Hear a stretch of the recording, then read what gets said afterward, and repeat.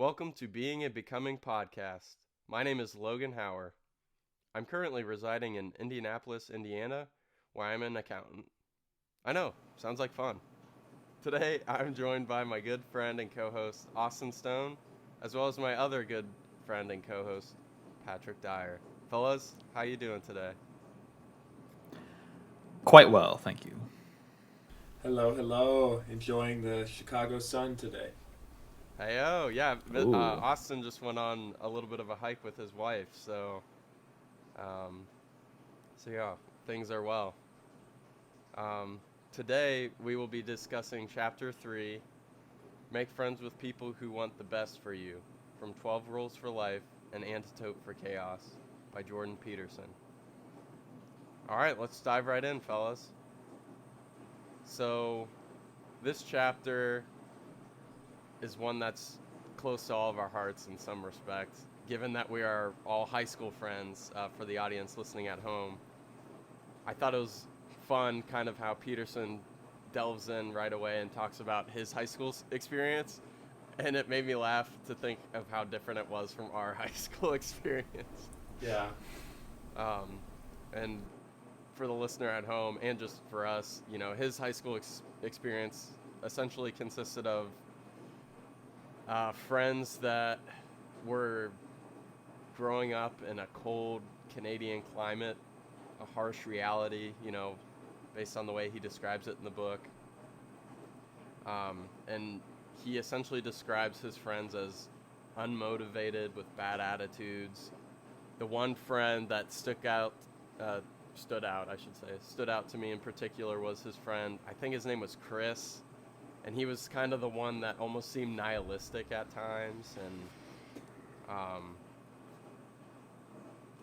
I don't know, but then he contrasts it with two high school friends that were aiming upward, who liked reading and who were good influences on him.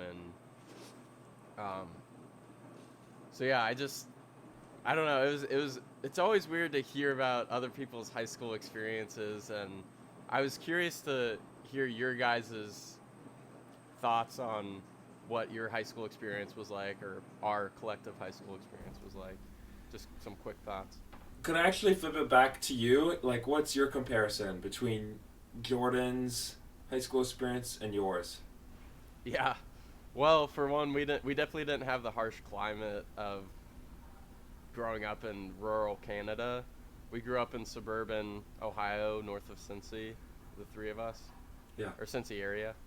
And so just from that aspect alone, and then culturally, we had parents that very much loved and cared for us, set very good examples for us. We were all very connected with our churches in different ways. And then from there, we were able to build out a good sense of self and what, who we wanted to be, and then naturally, linked up with people who brought out the best in us, even though I would say we weren't actively thinking about that at the time. But it's interesting reading his experience and then thinking back on my own and saying, well, a lot of the things he's talking about that were like dystopic about his upbringing, I experienced like the flip side of that, where I had people that were encouraging me to shoot high and to like love other people well and to not take advantage of people. So yeah, I'd be curious to get some of your guys' thoughts on any of that.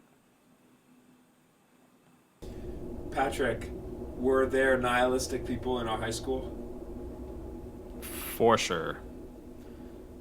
What do you think kept us and our friend group away from that? Or do you think we were nihilistic? No, I wouldn't say so. What kept us away certainly would be love for each other, love for Jesus, belief that we're here to love each other. I'd say that. Probably the primary reason. If I could add to that, love each other and accept each other for who we are. Yeah. And we didn't need alcohol, drugs, Right. or multiple sex partners to feel accepted. If I could just share, in 11th grade, Logan, Pat, and a few other friends of ours would go to the chapel for lunch, and we were good friends with the chapel leadership guy, and he would let us play music the whole lunch, and we would eat some food, but mainly we'd be dancing. Sometimes we'd coordinate dances, and it was just good times. Yeah, it was just being ourselves in the middle of the day at school. It was such a that's such a good example of the highlight of who we were. All the time, even after school when we hung out, it was like that. The things we did were just, it was freeing and fun. We'd explore abandoned buildings. What else would we do? I mean... Well, can I want to draw out one of the thoughts. That was very well put. And there's one thought that stood out to me in particular that I kind of wanted to expand on real quick. For the listener at home, we went to a private Christian high school in Cincinnati. And so when Austin was saying we were going to the chapel, that's, where our school would have chapels once a week. But we would go there because we were friends with the chaplain who taught there. And I don't even know really how it started, but it almost doesn't feel real now to think back that we did that. It's to hear you describe that, it just makes me smile and laugh to think like we were actually just goofing around, just like dancing, playing, like blasting songs on the speakers, like eating our lunch quickly and then just dancing. It's surreal to think about, and it's definitely a cherished memory for me. But as we get older, it almost feels like a dream as opposed to something that actually happened. The good old days, as they say. Can I make a comment? I was listening to a podcast this week by Jordan Peterson about nostalgia. Ooh, baby. Okay. My eyes start to drift towards Patrick because we know Patrick is a very nostalgic person. He's always held dear to his heart the friendships from CCS, which is the school we went to. And something very interesting that made me think of you, Patrick. He said, nostalgia is actually not just about the past. It's memories that you had that are like, that's how I want to live. And your mind, your psychology holds on to that, and I don't know what those memories specifically tell you, Patrick, but it might at least tell you that you want to keep being friends with those people that you had those nostalgia memories, even though you don't have that wonderful house and property, that your parents used to have, where we'd have all those fun memories, but you have those memories, and I think those can inform you for your future. What do you think of that, Patrick? Is that an assessment, or is there more to that? Probably a little bit more, but very excellent, good start. Quite there. Not sure how to say it. Very good. Can you fill in the blanks?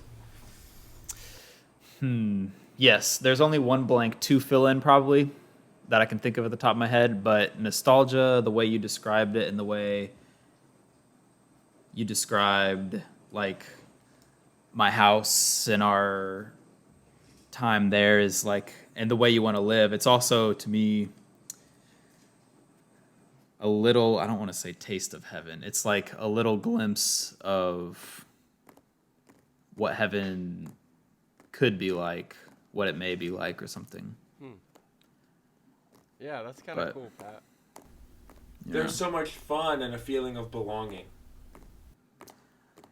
Yeah, absolutely. And this, I don't know if this is off topic, but just one of my most favorite nostalgic memories is, I think it was actually like my birthday week, right around there in October. I had just gotten home from something in the late afternoon on a Saturday or Sunday, and Logan and Dan were already there. You guys walked up, and then before we know it, everybody's up there. Unplanned. It just happened.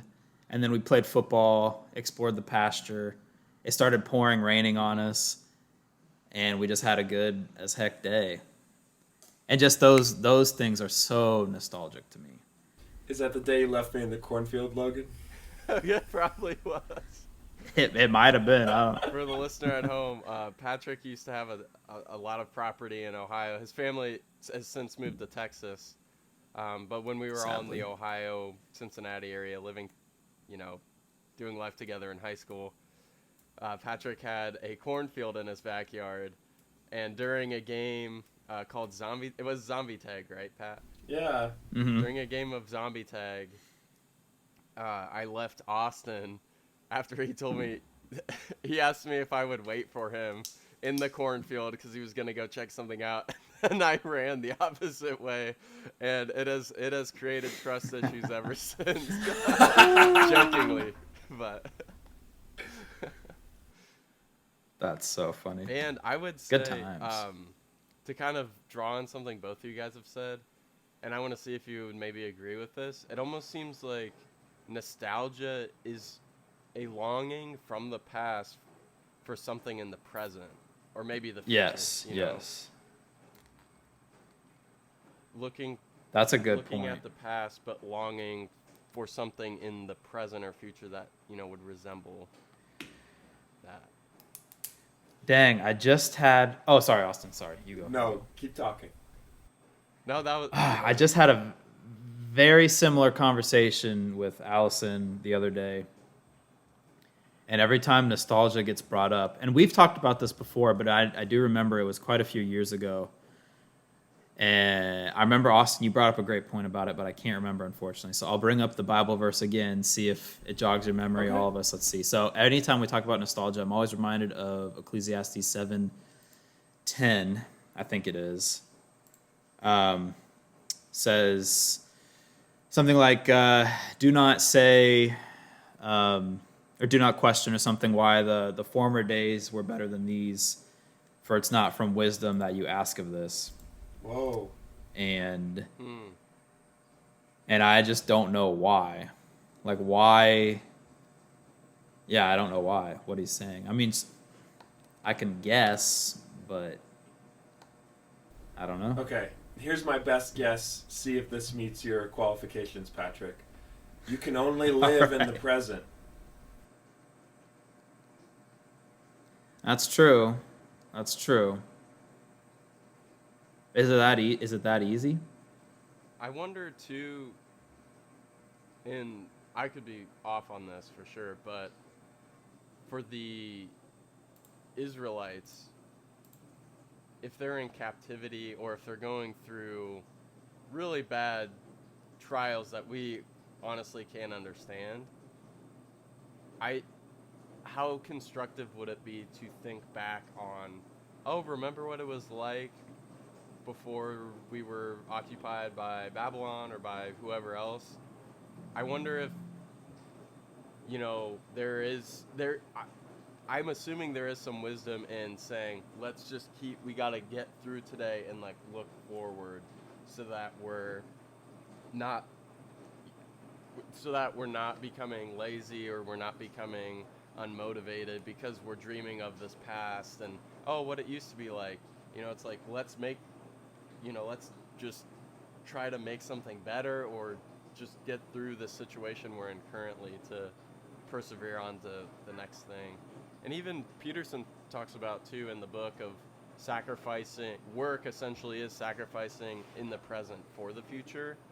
So if the ancient world is maybe under a presupposition like that, you know, I wonder, I could see them not seeing any merit in let's look to the past because we have to survive today. We have to set aside for the future. I don't know if that correlates at all, But at the same time, you also see, you know, through the Old Testament, it's remember the Lord your God brought you from Egypt, right? Mm-hmm. So I think it just depends on I think memories that can story yourself, memories that can remind you what story you're in, that you're in a covenant with God, like those are good, but sometimes memories can stunt your growth.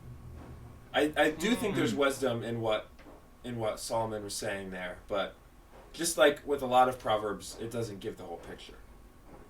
Yeah, that's true. Oh, that's actually a very good point. Those can kind of stunt your growth. Never thought about that.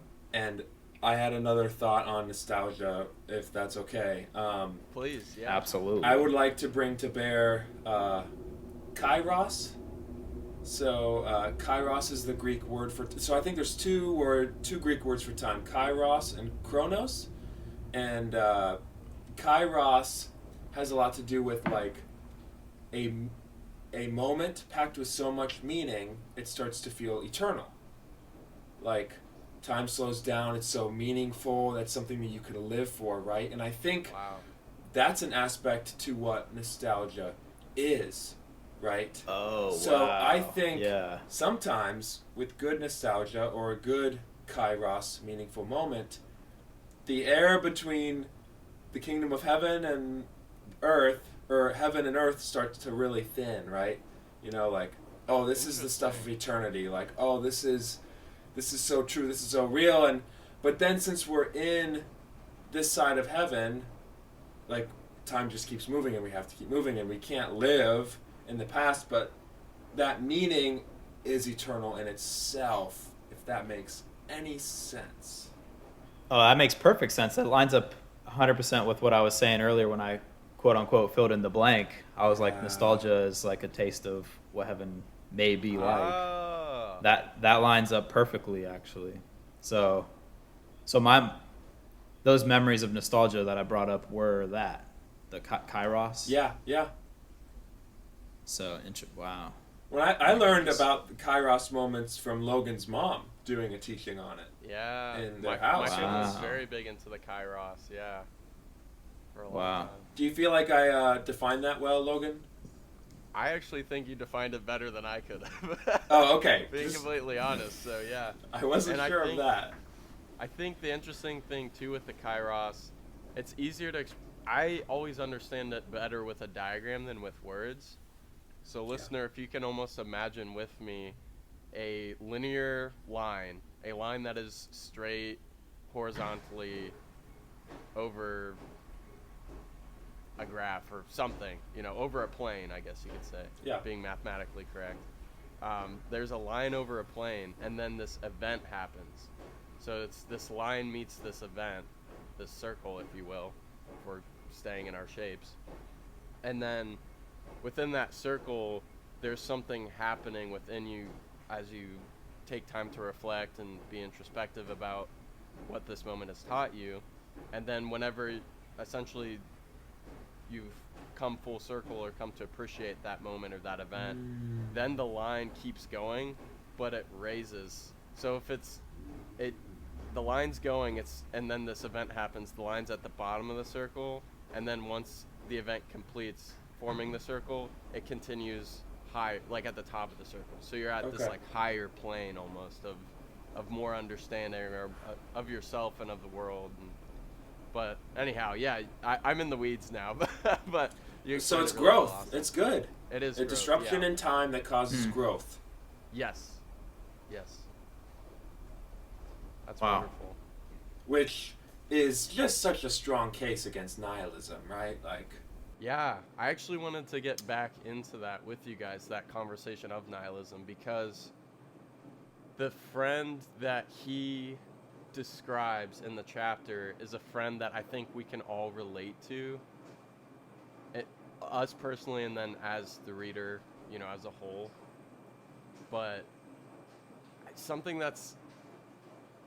I wonder about is he also talks about the optimists, which I'm an optimist, true and true. Like, I see the qualities that are the best in people, and I want to try to bring them out. But he presents a challenge in the chapter that the optimist needs to accept, that there are certain differences about people's personalities that can't be changed, essentially. And I don't want to say, because nihilism is so much more than just your personality. I think certain personalities can be more disposed to it or to sink down into it or something. But I also thought about people from my past when I was reading this that you want the best for, and you don't want them to view life in such a dismal way, even though as he points out in the book, it's kind of a rational response to view life in that lens with all the tragedy, the suffering, the chaos, you know, that's a reasonable way you can view the world. But as we've talked about before, I think there's a lot of merit to someone recognizing all the malevolence in the world, but then aspiring to do better by it in a meaningful way. So I guess I'm just curious as far as thinking about the unmotivated friends with bad attitudes. You don't necessarily want to not be their friend, but at the same time, you don't want yourself to be drawn down into a pattern of cyclical, unhealthy thinking or negativity by surrounding yourselves with them. So I wasn't sure. I don't have an exact question, but I just wasn't sure if you guys had any thoughts about nihilism, friendships, how they. I might go straight to some advice, which is invite those nihilistic friends into spaces that are not defined by nihilism. Could you elaborate?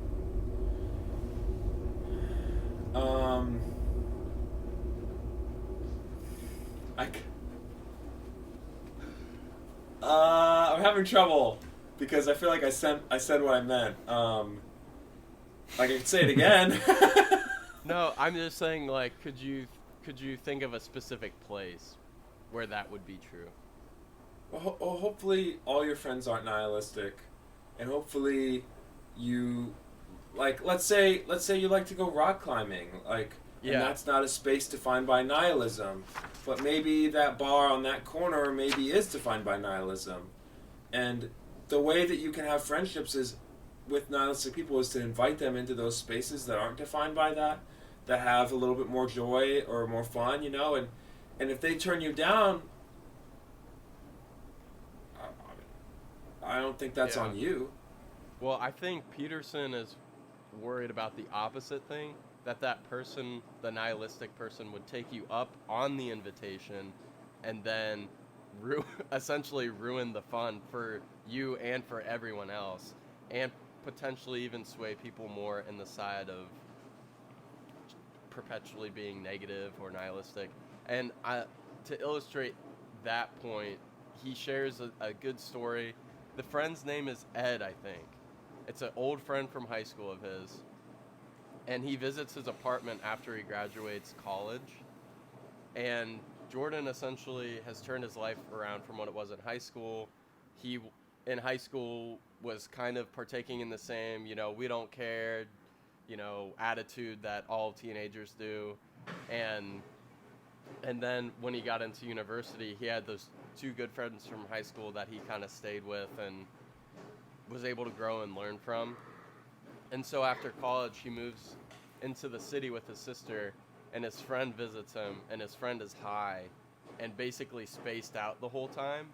And so in that situation, it's Jordan's created this space that fosters creativity, questions, growth, and then invites a friend, a nihilistic friend in who accepts the invitation, comes in, and then immediately makes things tense or awkward. And Jordan, you know, being agreeable and kind, I think, allows that friend to stay for a certain period of time or something. But the friend is uncomfortable and Jordan's uncomfortable, and there's just this. I mean, to your point, Austin, though, it only happened once, so maybe that's all it takes. But yeah, I don't know. I'm just thinking about cultivating places that, I don't know, that would be more of the Jordan's apartment, where it's, you know, it's inviting, it's somewhere that encourages questions, that talks about ideas, not just speaking ill of others or of society or something. Yeah, I don't know. I thought that was a pretty profound story in the chapter. And I guess maybe it's worth noting, like, have we come across people that are close to us, I could say? because obviously we encounter people that we're not close with all the time that could act in that way, but are there even people that we've encountered that are that way, that we're surrounding ourselves with continually? Nihilists? Are we surrounding ourselves with nihilists, or you mean? Yeah, or even just they not even self-proclaim, but people that essentially exhibit the behaviors of just don't care about anything. Society did it to me, it's like things like that. I don't know. I would say, of course. Yeah, I'm around those people at my job, unfortunately, way too much, especially considering what kind of line of work I do. It's bad to have that nihilistic mindset and behavior being a nurse or a doctor. Plenty of doctors are that way too.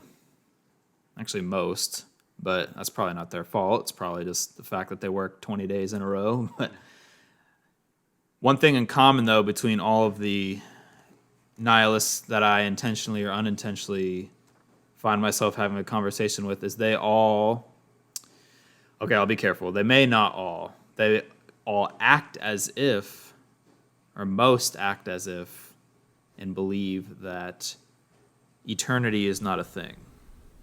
Interesting. That it's simply just the YOLO and then it's over.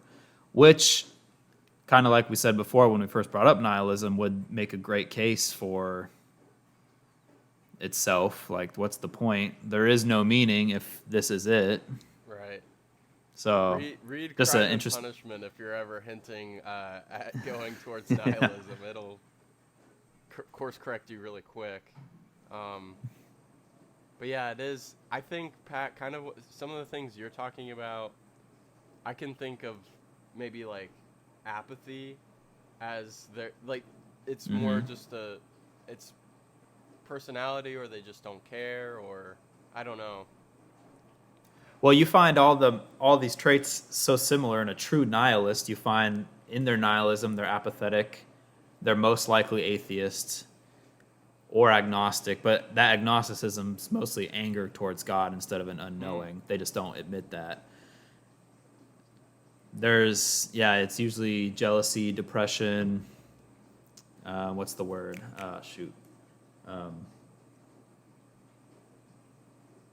He uses the word in one of the chapters. No, it's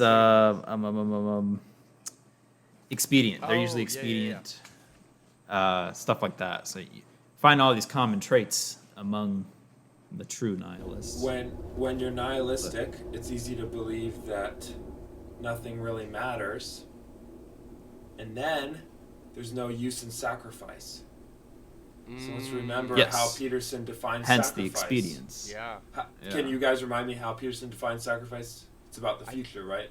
I think I actually might have said it earlier in this podcast about sacrificing the present for the future. That's essentially like what work or sacrifice is. Yeah. So, in a sense, this isn't completely true, but if there's no eternity, then there's no reason to sacrifice for a greater good, and then like it just kind of collapses in on you.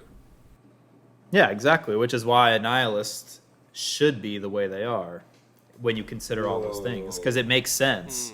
It makes sense. If there is nothing beyond your death, then everything beforehand should be to glorify yourself.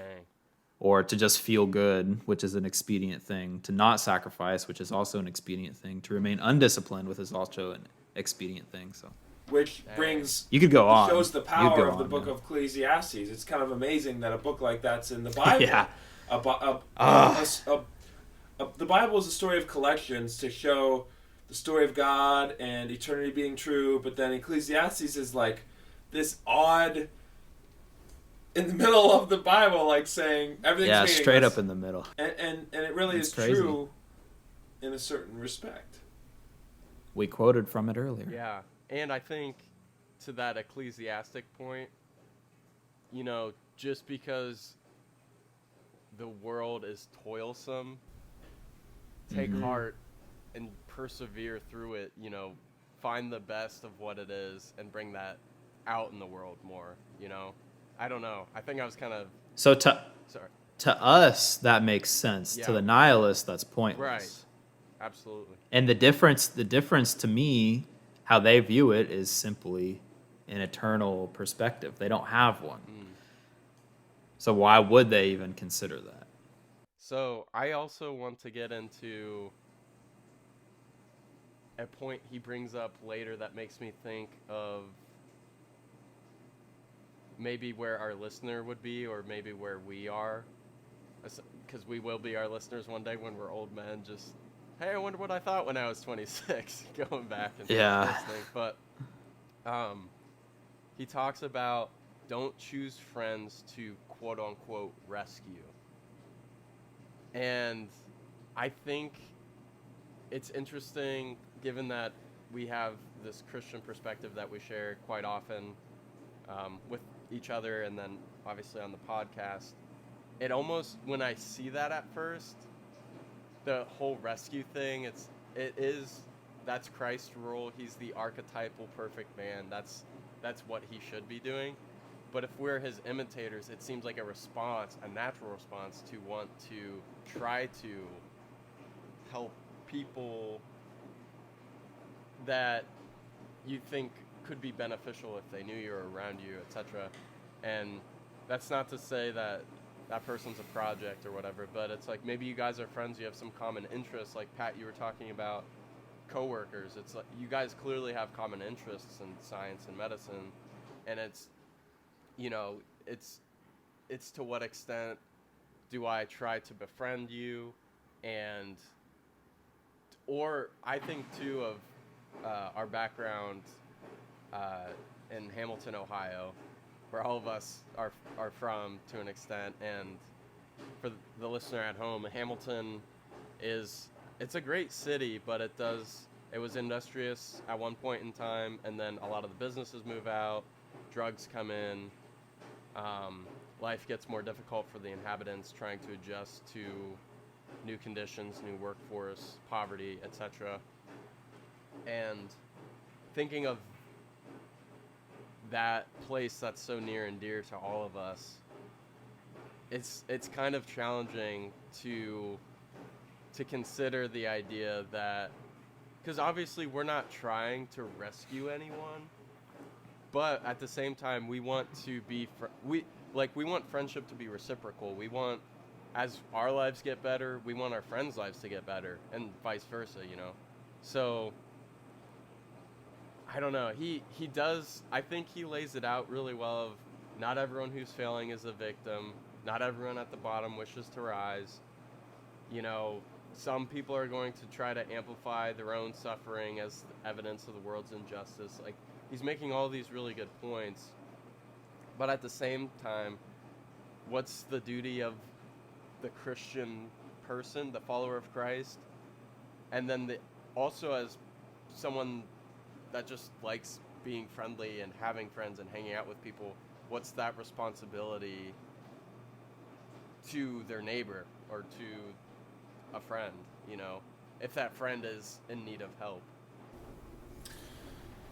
There's a lot there. I think it's important to hold the tension between something that's in the Bible where it says don't cast your pearls among swine, but then we also see Jesus, like God himself, becoming human and all of its fallenness, and cultivating relationships with 12 men, and then, you know, creating a spreading the news of the kingdom, and then a communities out of that, you know, like there's a lot of rescuing going on.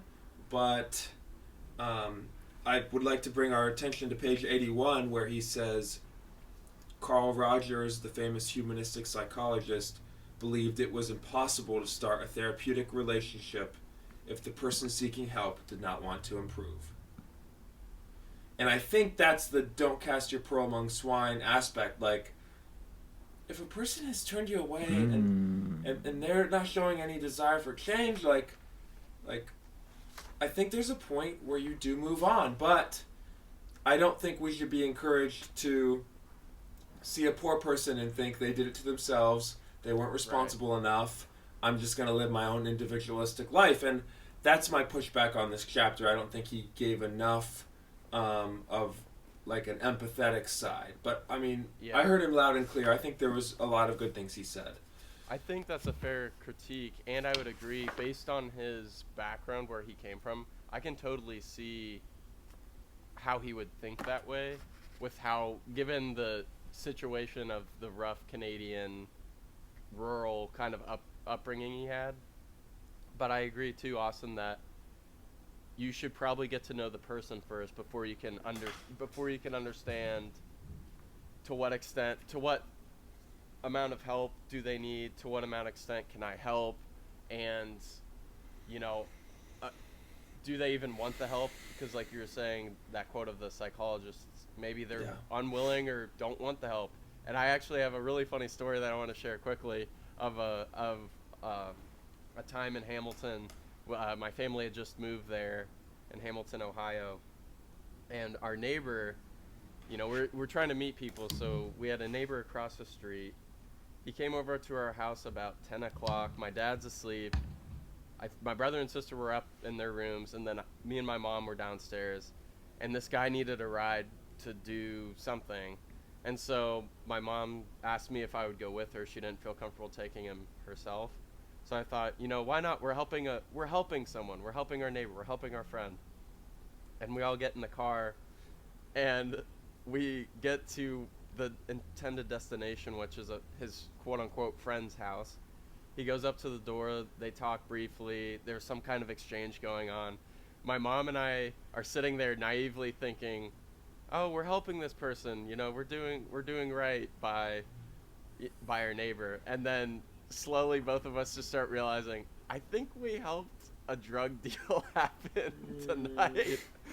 So I always think back on that story as far as that was someone that wanted help, and we decided to help, having not known the person very well, and then seeing him essentially abuse our trust, we were able to determine this isn't someone that's going to want a reciprocal relationship, a friendship. They're going to need us to help them do things. And so I just wanted to share that because I think it ties in here, and it's kind of a funny story. You guys know my mom too, so like imagining innocent Mrs. Hauer aiding in a drug deal is just funny. That's a really good story. You hinted at it, Logan, and I just want to make clear how inspiring your family and you were in my life. So Logan's family lived in the suburbs, and long story short, they felt called to move to Hamilton. And the house they moved to was, in the middle of quite a bit of poverty and quite a bit of drug activity, but also close to a well-meaning nonprofit organization that helped homeless folks. And so I moved. I was really inspired by that. I moved to Chicago for school, and then 2 years into school, I joined this program where I could live out in a Chicago neighborhood, that is probably more defined by poverty and drug activity and violence. And if I could just tell a story about that real quick. Yeah, please. I was living, on Monroe Street on the west side of Chicago, and there's quite a bit of drug activity that goes on in that corner. And I kind of want to present two archetypes of two people I met. One of them, his name's Dion, and one of them, his name's Milton. So Milton was my next door neighbor. Actually, both of them were. But Milton had a past of drug addiction, alcoholism, and he always told me multiple times, he said, you can go to rehab until you're blue in the face, but if you haven't decided that you want to change, you won't change. Mm-hmm. And he told me that multiple times. This endearing, warm man, like he's been through a lot, lived in Chicago his whole life, seen a lot of like racism and marginalization, but he is just saying, if you don't decide that you want to change, you're just not going to change. And then, Dion and his mother, like, are being helped by Milton and his neighbor, and they're just continually taking advantage, and they're always back out on the street, and they're always, getting high. And Dion had been to so much rehab, and you just see the difference. And Milton wasn't shaming Dion, but he's just like, yeah, if you haven't decided. And Dion and Diella had this story where they lived in California in this mansion, and then Diella's husband died, and all that money was taken away from his friends. And they just talk about, it's just, I hate to use this word victimization mentality because it can sound hard on those in hard situations, but that was going on. There was a victimization mentality, and they couldn't get out of their addiction. And Milton is there saying, you have to decide, that you want to get better before you can get better.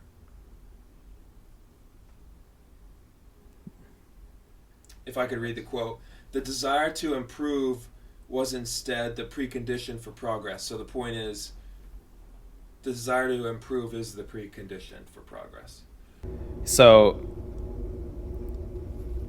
to piggyback off that, not very well, but another thing, right across the next page, I think right as he moves into the next section, I'll just read it real quick. He says,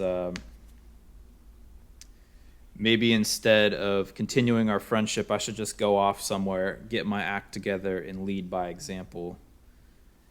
And that should be kind of freeing to us if we're ever anxious or worried or nervous, if what we're quote unquote doing is enough, which that's not a good way to think about it, but it is still a way. Maybe it is a good way.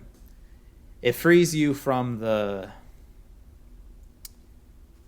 your self-bound chains that you have to, when you think you have to change somebody or you're playing a significant part in that. All you really need to do is be who you say they should be. No, that makes sense. It's lead by example. Oh, I see. I mean, and it's as cliche as it is. Be the change you want to see, as you hear all the time, and that's a great, true point. If you want to help your friend get off drugs, don't do drugs. Same with alcohol. If you want your family to get healthy, you should yourself practice healthiness. Just stuff like that. Yeah, that's a good point, because I think almost in any demographic or society or subculture, whatever, within this country, no one looks at hypocrisy too kindly. So, yeah, if you're the person that's saying, we as a nation need to eat healthier, my family eats so unhealthy, and then you're also eating unhealthy, it's kind of difficult to take you seriously or to get behind, kind of any proposed changes you might be talking about. And I also think that the whole failure is easy thing, which is kind of, I think, neighboring the point you're talking about, Pat, as far as we need to, if we're not meeting our own expectations, we need to, essentially, figure it out and then lead by example.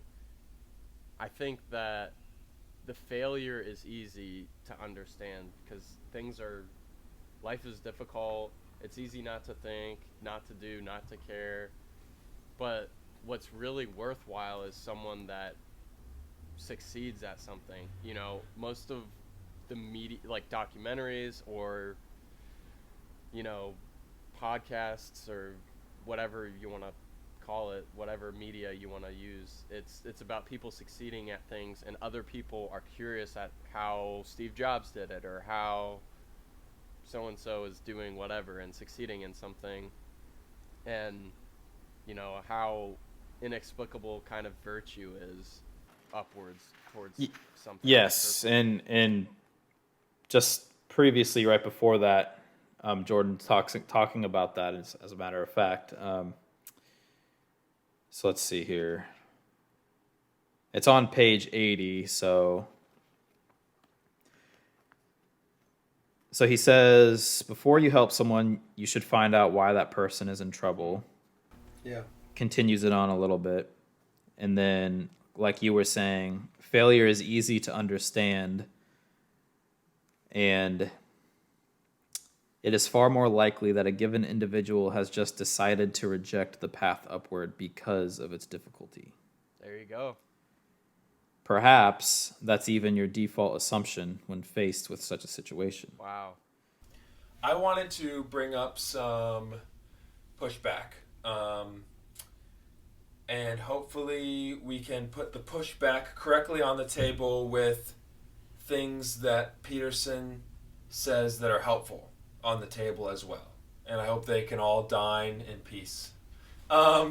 So I think a lot of his critique lacks compassion, and I think it's too individualistic. I'll start there. Any questions, concerns, cries of outrage?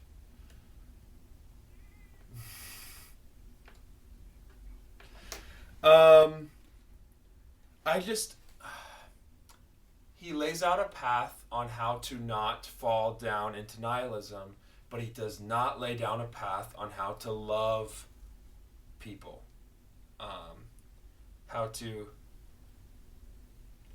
As a psychologist, I was really surprised he didn't mention more about trauma. He didn't mention more about how to walk people through dealing with trauma, He really only, please disagree with me, I felt like he only focused on the will. Do you will good for your life or do you will bad for your life? And I just don't think it's that simple. I think it's way more complicated, and he has the tools to show how complicated. And I know I understand the utility of the simplicity of this chapter, but I think it misses quite a bit. What do you think? Well, yeah. So, I guess I would say that he focuses definitely on what can I control. He's not focusing on what was the situation that got me here. He doesn't go into specific fact. He does share like anecdotal evidence of his own life, but he's not like pulling studies, or he's not going into really in-depth specific things that like you would say trauma, that something that got someone in that position. But I honestly I agree with the pushback in the sense that, and I think definitely as with a Christian perspective, you're naturally inclined to think, but why does this person have to live this way? Or is there anything we can do within our own power to alleviate the suffering of others? Or, things like that. Those are all worthwhile questions. And he definitely, and I don't think the purpose of this chapter was to go into those kind of questions, but I still think they're worthwhile. And I honestly had a difficult time too thinking about, I do like there's a challenge too of, he's very skeptical of people that kind of want to help others, and he phrases it in a way of essentially saying, check yourself first to make sure you're not being self-righteous in what you're doing and when you're helping others. But I think the temptation could be to read that as, oh, so maybe I don't help, or to what extent do I help people, or can I help other people? Yes. Because that was something I was wrestling with as well, Austin, so I'm glad you brought that up. That makes me feel better. So I met this guy on the street last week. Okay. I was doing my job, and which is, for the listener again, do you mind reminding people? Yeah, I'm a window washer, so I was washing the windows of a carpet company, and this man walks by. He didn't seem homeless to me off the bat. It turns out he told me that he was homeless, so he is homeless. And the first thing he says to me is, I used to clean those windows a long time ago. I said, oh, really? So I just kind of turned my listening ears on, and he kind of goes right into how his brother cheated on him, or his wife cheated on him with his brother. Whoa. And he can't see his children anymore. He doesn't have a job. So just like all the woes in his life. And if I were to get his name and if I were to get his number, I could listen to him more. I could cultivate a relationship with this man, and I feel like it's at that point I could say, you know, like, I think you need to go to such and such office and get your ID. I think you need to go to such and such place, go to the temp agency and get a job. Like, I feel like it's only after you've listened to someone's trauma and you've listened to all that they've gone through, you can then say, hey, you should take some steps. You should pull yourself up by your bootstraps, or you should take some responsibility. Like, there's no utility in, after that first conversation I had with him is, oh, why don't you have a job? You should get a job. You need to work harder. Like, that's not going to help. Like, I feel like what's missing from Peterson's conversation is there is an importance in helping folks, you know, and we can draw that from the story in the Bible and the story of Jesus, and that's kind of our meaning there. That's why we do it. It's not for self-righteousness, you know. We love because God first loved us. It's storied. And then I think listening to people's trauma, and then, like, if you talk to any inner city nonprofit, they're not going to deny the importance of responsibility. You just don't see that, but they get into the weeds. They get into the lives of these people, and they're going to have stories of people, these people just continuously refused help. But you're not going to know if you don't offer help or you offer relationship. Well, one, Austin, you're exactly right. But two, the purpose of the book is more geared toward the self instead of others. So I have listened to quite a few other podcasts and stuff like that where he does delve into what it takes to help someone else per se. But okay. Regarding the book, whew, yeah, book. You're still exactly right.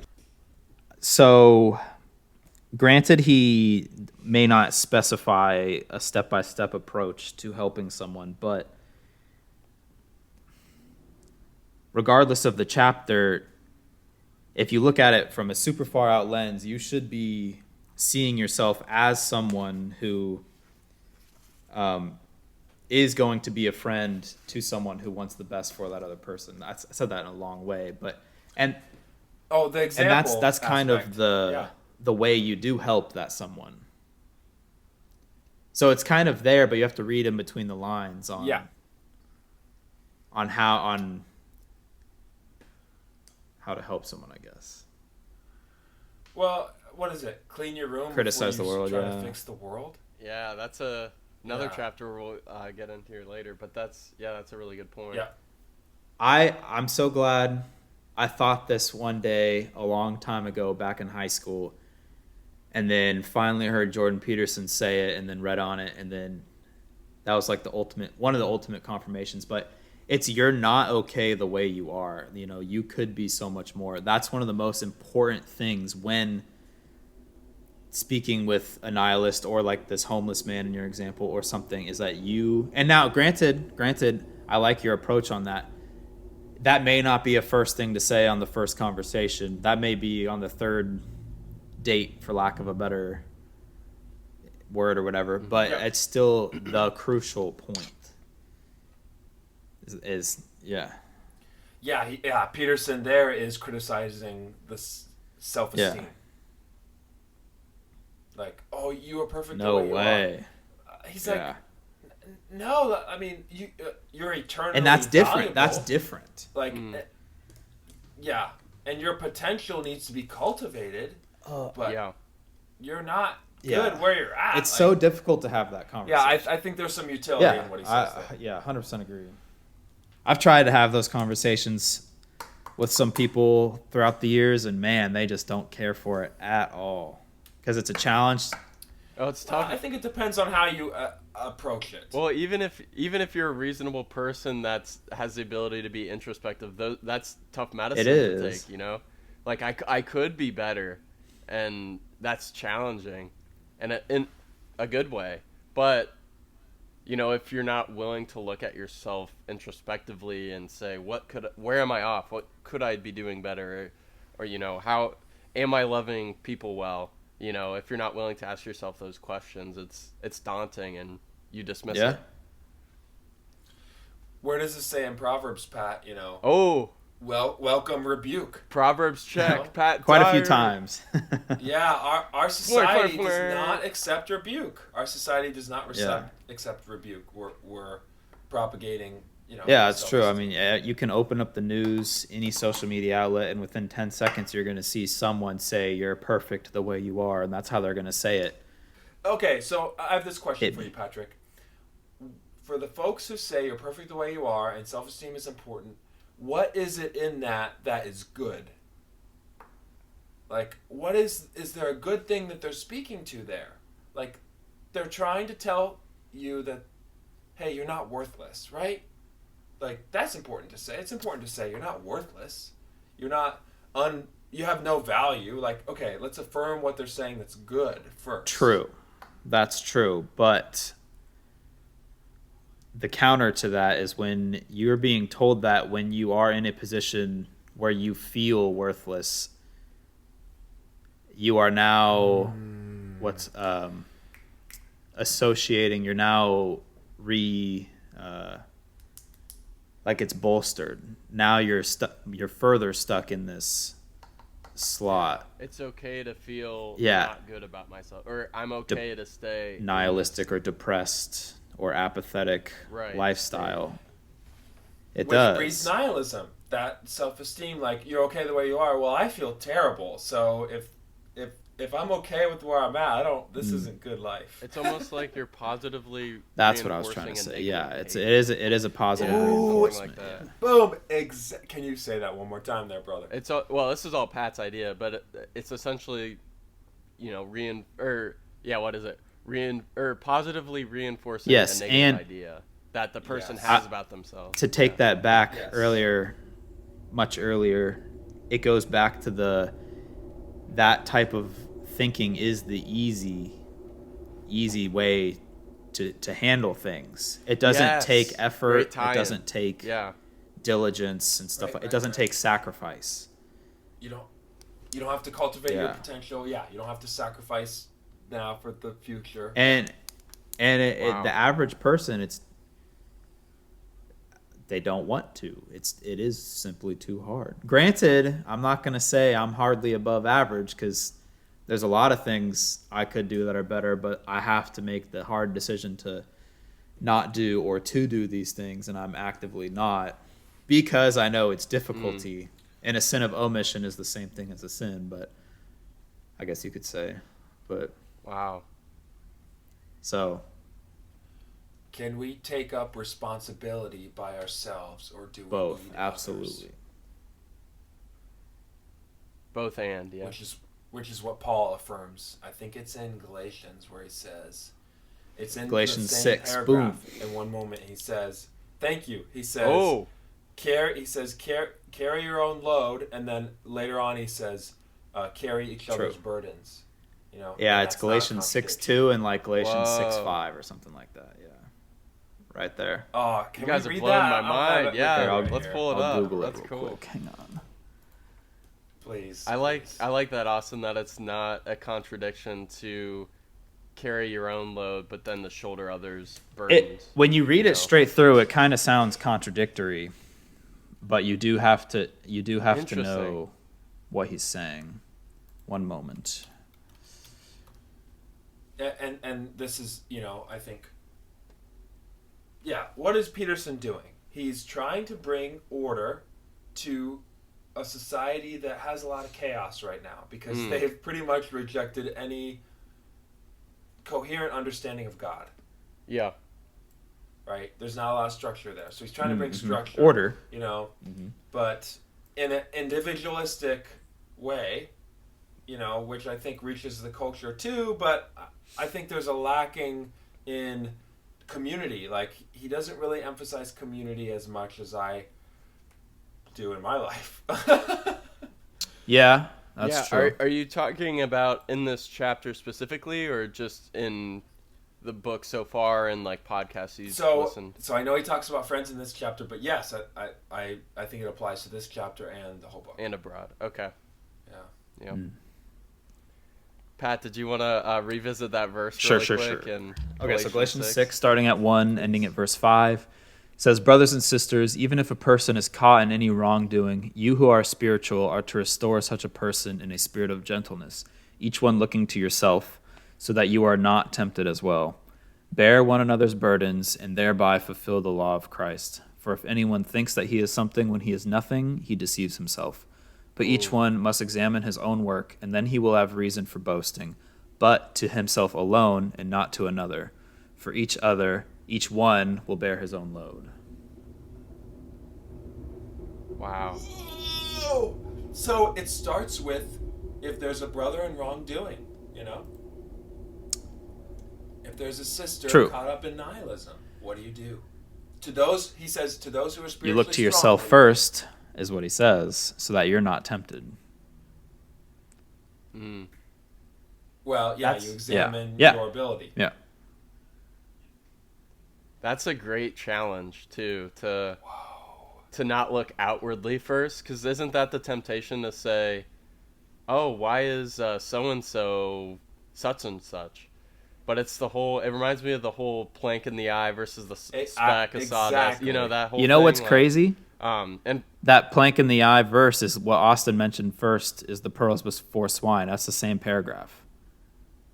It's Matthew. You're kidding. It's Matthew 7:1 through 7:5. That's 7:1 starts with the do not judge, and then he talks about the plank, and then it ends. That same paragraph ends with the don't cast your pearl before swine.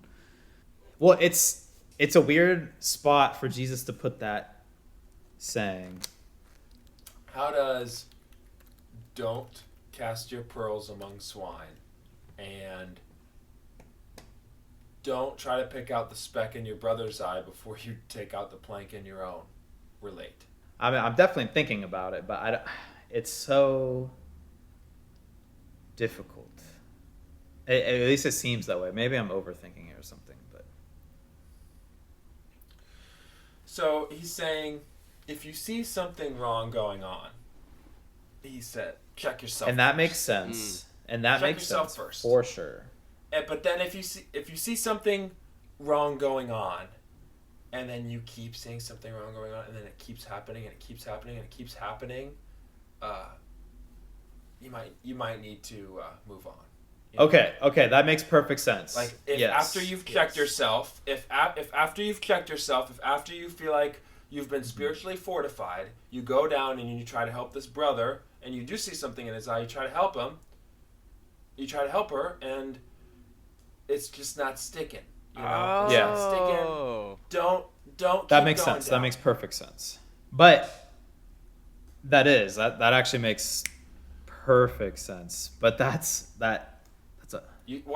How do you do it? You break it up into pieces, just like that's a harsh thing to now consider the one who is not accepting your rebuke or their own whatever, because shortcoming. Oh, please rephrase that for me. It's do not give dogs what is sacred, and do not throw your pearls before swine. So if you keep seeing the same thing over and over and over with this person after you've corrected yourself, are they now what's considered, like in biblical times, a dog and swine? Are they that low? So I know what Jesus is saying in an extreme respect. He's saying, don't go around trying to find martyrdom. Okay. Like, don't go around to people who you know is gonna kill you just to be like a crucified Messiah. Don't do that. Like within your own psychology, use discernment. Doesn't that immediately relate back to what you were saying earlier on page 81 about the precondition for progress is the desire to improve? That's exactly that idea. And it relates to Peterson saying, figure out why, they're nihilistic. Figure out why. It's important to figure out what caused someone to become homeless if you're going to help them. Not to judge them. Not to exactly. Put it in their face. But it bolsters discernment. Dang. Wow. It shows you the path forward. That's powerful. And I just have to say, but if we are going to finish soon, I have to say, when helping hurts. You know, there's that book that Logan's mom talked a lot about, toxic charity. You know, when does, like, oh, we think we need to be giving money to people, when does that helping actually hurt? You know, and I think that question relates as well to this chapter. Before we go, if we could summarize so we can each individually take what we're talking about and apply it to tomorrow, how do you summarize? Yeah. This is good. That's a great question. I'll Hold. I was going to say I'll start Sorry, if we go need ahead, an example, but this will be a rough summary, and let's hear and it, a nihilistic one. No, I'm just kidding. So the summary is going to be hard because to put it in order is going to start from it's going to be pulling from all over the place. So if we want to be the best person we can be or the best Christian we can be, we first have to acknowledge ourselves, acknowledge our inadequacy, our own shortcoming, etc. You have to be willing as a Christian, as a person, to change these things. That's its own process. And only then, if I'm saying this right, and only after then can you reach out to someone and try to help this particular situation. And you have to use ultimate wisdom in that, in deciding if this person, or try to see if this person actually wants help or not. If not, don't cast your pearls before swine, and try to build as deep of a relationship as possible after that, before you try to help, try to build that relationship like Austin was saying. Is that a decent summary? A moderate one? You hit the nail on the head as far as now. Sorry, dang it. So, go. The only other, a separate summary related to nihilism is decide for yourself if nihilism is wrong or right or has merit, and approach the nihilist in this manner. So you, trying to counter nihilism, have to be the opposite. Or should be, rather. Maybe, something like that. And then... Or you should at least understand what would motivate better, them yes. to take the position. Much better. I like that a lot better, yeah. Okay, that's kind of what I wanted to see. Well, let me bring a harmony to your melody. Please do. That was beautiful. Here's the harmony. Make some music, boys. Make some music.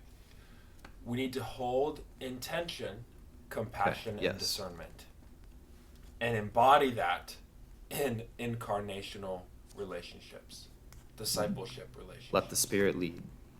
Beautiful. Amen. Wow. I really don't think I have anything to add on top of. I think Pat summed it up very well. As far You as don't have a guitar solo for us? Come on there, brother. So we got the harmony, the melody, and then I will be the counter melody. No, I'm just kidding. But yeah, I just think some of friendship is reciprocal. I think that's important. That's a great takeaway. There are different. Agreed. There are different situations that lead up to someone being in need of help. It's not our job to judge where a person's at, but like you were saying, Austin, to understand what got them there so that we can use discernment as to best help.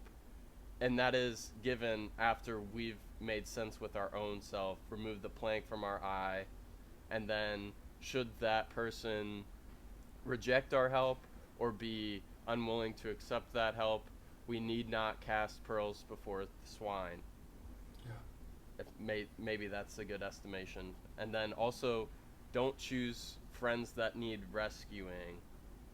But if your friends need help, help them.